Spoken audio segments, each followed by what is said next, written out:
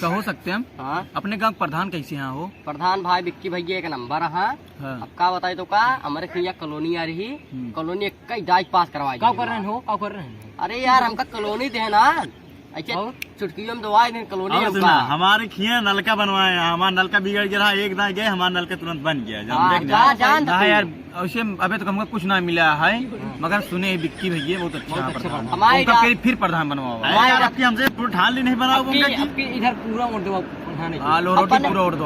अपने हम अपने कहीं पूरा पूरा पूरा वोट जितना वोट दवाई पैसा दे बा दो। सब घरे माइक लेके ऐलान कर दे विक्की प्रधान फिर से जितावा। हमारे घर 20 वोट है, तो हम पूरा वोट दवा दे यार उनका। अरे 18 साल के बाबा जा रगड़ दे जाए। अरे नहीं यार, इसमें प्रॉब्लम हो जाए। अरे एक वोट दे जाए, मगर दे जाया हो एक वोट दे, लेकिन दिल से वोट दे दे यार। पूरा मन से 2 महीने बाद 18 साल खो गया फिर विक्की भैया फिर वोट दे दे जिताओ। हम।